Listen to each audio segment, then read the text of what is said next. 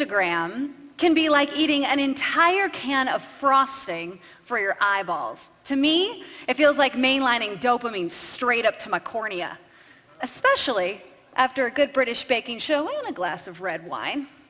So there I was, with all the Cabernet courage in the world, pretty sure I was the next great baker, and I come across this picture here, and I was like, Ninja Turtle power, I totally got this. Now, my story does not go with me changing my day job here. I think we've all heard of Instagram versus reality, right? Yes? Okay, so I give you Exhibit A. Yeah, my turtle, a little bit more like that Simpsons turtle here. Yeah, not so great, right? And that's the thing about the internet. What we see on the screen isn't usually how our life really is. And my question for you today is, why? Why do we even have that saying at all, Instagram versus reality? Why is it that the media that we see, and I don't just mean social media here, but the news and the pictures and the comments that we click and scroll and share, not really reflect our real lives?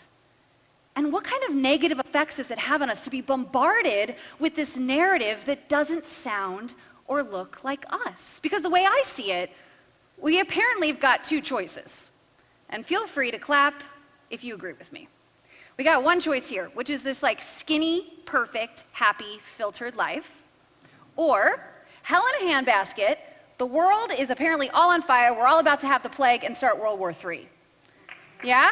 Yeah. And I'm pretty sure that you and I are somewhere in the middle. And yet we don't see that, do we, on a daily basis? I mean, we have like so much connectivity. I'm seeing all y'all with your phones out. We have like 7,000 ways to talk to each other, and yet we have no connection to the stories at hand. So TED is all about big ideas, and I got one. Why can't we change it? What would it take? Well, a lot like that turtle, the answer is easy, but sometimes not always simple, right? But first, I want you to meet somebody. This is baby Abby. So young Abby, back in my early 20s, I wanted to be the very best TV journalist of my entire generation. And see, I'm what we call an elder millennial. Do I have some elder millennials in the room? Yeah, okay, a couple like, yeah, he's like, yeah, that's me. So elder millennials, all of us, can you believe it or not, we didn't really have this thing called like Facebook and social media a ton yet. YouTube wasn't really a thing. So when I was in college, I aspired to be a TV journalist because it was the biggest platform I had to make massive change in the world. And I did, in my own small way. I won an Emmy for my investigation into child sex trafficking. And I spent more than a decade in front of the screen. But now, I stand on a stage investigating a story that is so much bigger. It's one that involves all of us. And it can either tear us further apart or heal us more deeply. And just to warn you, the literal shit is about to get real. Now, if you can tell I'm not exactly somebody for just like talking at you, I really actually want to know your opinion. Go figure, right?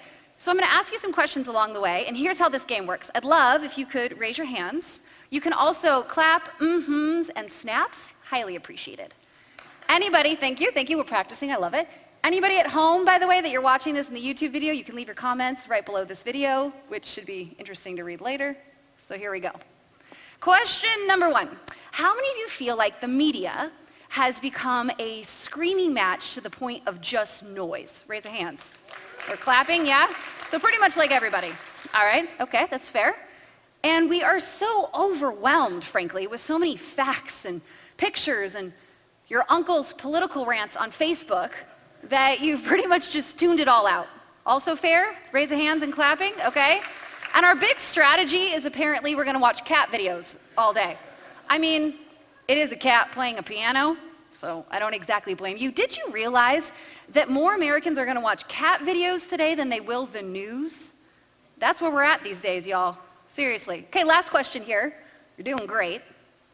If we're being more honest, we do tune it out, but then we like go back in and we engage it again and we get super frustrated and we compare ourselves and we scream. We scream at all these screens, don't we? Kind of like my dad yells at LA traffic. Like, Dad, the window's up in the car. The guy's not gonna hear you, he's not gonna change lanes. It's the 101 freeway, Dad. I'm real sorry. Would that be fair to the media and also probably a lot of our dads? One more? Yeah, okay. All right, so you and I are on the same page here, which is great. So let's go back to this question. Crazy idea, really. Suspend belief for me for 1 second and imagine if instead of scrolling and clicking, but then comparing our reality to what we all just agreed is a clearly sick and broken system, we could instead change it. Huh? Heal it for the better. Imagine if we could heal media. And in turn, media could heal us. Like imagine if I was like, oh, the media, and it wasn't like, oh, there was a screaming match today, but the media, like it made me a better person. I was more educated, more inspired. Like, could we do that? Is that, do we have the power to do that? Well, the fact is, we've already started. It is possible. In fact, I've covered stories about it, and I've found myself in the middle of stories about it. We have drastically changed industries. We have uprooted predators of historic proportions. Me Too started with one woman's story on MySpace, y'all. Do you remember MySpace? Yep. Tarana Burke, back in 2006, bravely sharing her story. And then, with tens of thousands of other women waking up and standing up, I found myself saying, yeah, me too. And although I loved what I did so much, I left toxic TV news and mainstream media altogether, and I have now dedicated my life to healing it from the outside in. So let me ask you one more question. We've all agreed that we're somewhere in the middle, right? Between these two camps, the skinny filtered and the hell in the handbasket. So why haven't you and I galvanized our truths more? Why haven't we started to share more openly about our lives? Why haven't we collectively started to talk more about the media we would all like to see? Well, the answer to that, like that darn cake, simple but not exactly easy, right? The answer to it involves you grabbing a fork, coming on over here to the table because you and I, we are about to eat some humble Pinterest pie. James Baldwin, the beloved writer, once wrote, I imagine one of the reasons people cling to their hate so stubbornly is because once the hate is gone, they'll be forced to deal with their pain. The pain is very real, isn't it? We cling to our hates so stubbornly, I believe also these negative narrative loops, because if we didn't, we'd have to be more honest about our truths. And our truth is, there is so much pain. As a global society, we feel so disconnected and lonely and anxious and depressed. And these issues of a connection-starved society and the media it represents, of course they go hand in hand. Now here's a part of the humble pie. Make no mistake about it, there is a media machine fueled by fear and anger. Media titans who aim to continue to divide us and who profit financially from all of us staying insecure. But we all have the tools in our hands today to start to fight back. But as we hide behind this anger while ignoring our pain, I believe it has left us jaded and tuned out, not just to the media and not just to each other. It's left us jaded and tuned out to ourselves. And we call that jaded and tuned out feeling the media. That's how you approach it on a daily basis, right? Because as we spit vitriol behind a screen, it is so much easier than turning it around and looking at the virtue in the mirror. And as we scream and name call across party lines, as we shrink and hide our beautiful truths because someone else shows up airbrushed and filtered, we have lost humanity. We've lost our stories. We've lost ourselves. And we call that loss the media. We call that loss the media. Because as we name call across party lines, right, we say that guy over there is some terrible name. We create him to be something other than human, as if he doesn't have a name and a family and hopes and dreams.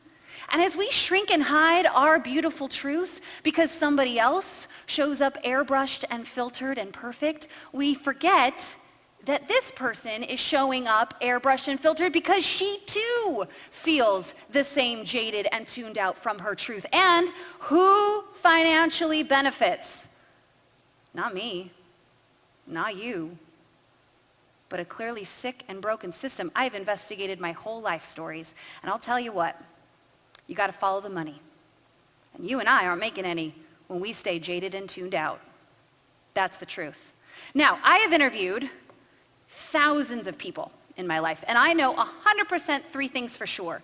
We all want to feel seen, heard, and loved. That's it. That's all we want, really. We want to feel seen, to even exist in this world. Heard, that our stories matter to someone. A couple people, maybe. It doesn't have to be a lot. And loved. We want to feel loved for whoever we actually are. And when we don't feel that way first with ourselves, right? So when we don't first see ourselves as mattering in this world, when we don't hear our own stories, and when we don't love whoever we really are first, we internalize that pain very, very deeply. And I've covered so many stories about how people consistently turn that pain out onto each other. And we call that pain the media. Every headline, right? I'd sit in meetings all day long in the newsroom. If it bleeds, it leads. That's this. Because researchers actually show us that the greatest pain a human can face is not physical pain, and it's not even emotional pain. It's neglect. It's feeling unseen and unwanted. And that's exactly how we're all feeling right now. The head honchos over at Facebook, they say that you and I scroll through 300 feet of digital content per day. Y'all, that's the same as a football field. Crazy, right? Now, millennials like me, I saw a couple hands. Millennials, again, one more time. Yeah, so like half the room. Okay, millennials like me and younger, we consume twice as much. So without even realizing it, we're all standing on our own personal 50-yard line every single day, inviting in a curated reality. Make no mistake, it's curated, right? And we're hoping to feel what? Seen and heard and loved. And instead, we get what? Jaded and tuned out. We get the perfect filtered happy life and the hell in the handbasket. Yeah? And the reason why we have so much connectivity and no connection is because people relate to people, not perfection. We can't relate to any of these stories at hand. So, of course, you're now wondering, Abs, all right, now that you're a super Debbie Downer, what exactly are we supposed to do? What do you want me to do today? I got you. Don't worry, but this is where the shit gets real. Because the answer to a connection-starved society is share our shit. Yeah, share our shit, believe it or not. Yeah, my mom and dad's so proud that here's Abby up here on her TED Talk, and this is what she gives. There you go, Mom and Dad. All right, so shit. Yeah, they're like, oh gosh, that had to be your story, didn't it, Abs? All right, shit is your story, your humility, your intuition, and your truth. A connection-starved society needs all four: a story, humility, intuition, and truth. You guys want to know which four they are? You want to work through them? Let's go. All right, let's talk about the story first. Story is exactly how we've become human. It's how we've formed meaning, created connection. It's as essential as air. It's as old as we are. Now, this is important. Stories don't have to be glamorous to be important, and they don't have to look like me. They don't have to sound like you in order to crack us open and help us to better understand what it means to be human in this world. But they are so important. And the greatest autobiographical author of all time, that means the person that we were so excited to hear her story the most out of anybody, she, of course, did an interview recently with Oprah. And she shares about the importance of story. Now, it was Michelle Obama, and this is what she has to say.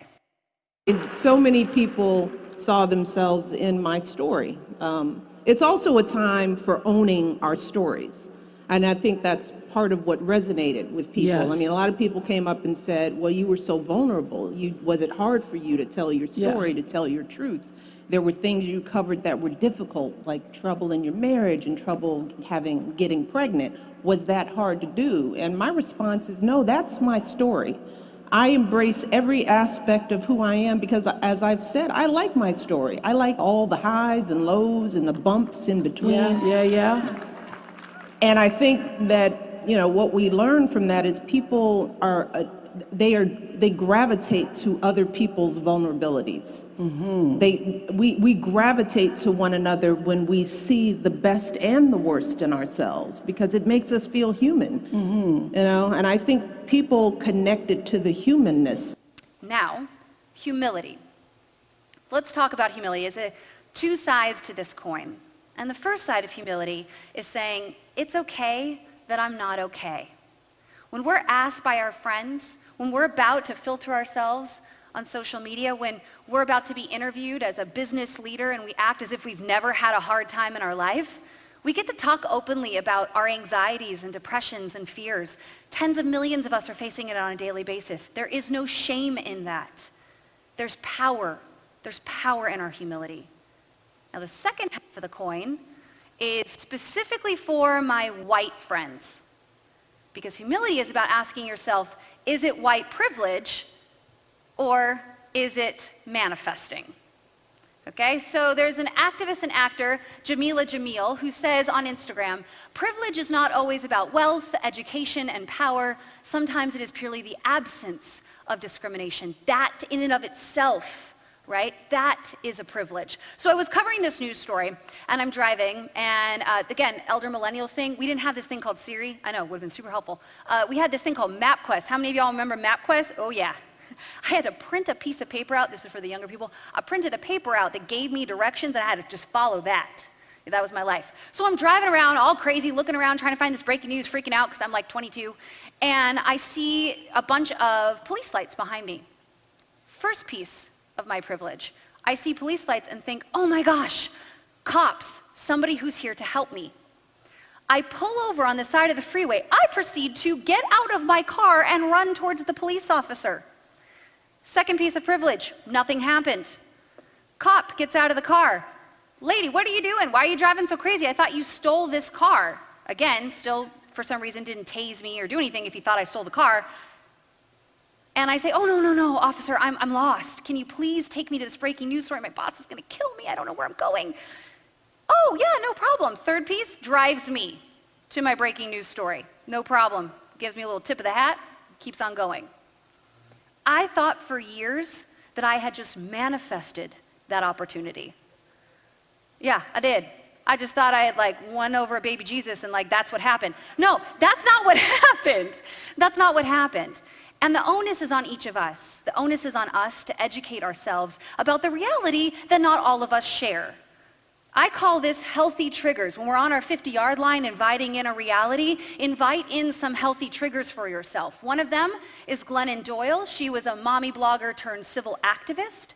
And the other one is, of course, Jada Pinkett Smith and her 3-generational family show called Red Table Talk on Facebook. Highly recommend them. All right, let's head over to intuition, the third eye, literally, right?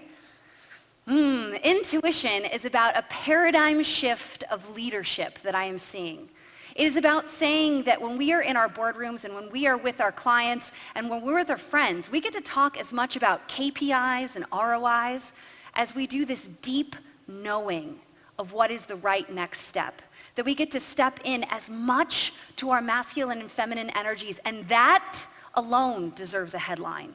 There are so many friends and colleagues and amazing people that I admire. So many, I don't even have time to talk about all of them. I suggest you take a quick picture. I know they told you no flash photography, but take a quick picture of these people because each one of them is speaking into the importance of understanding financial literacy, but also emotional intelligence.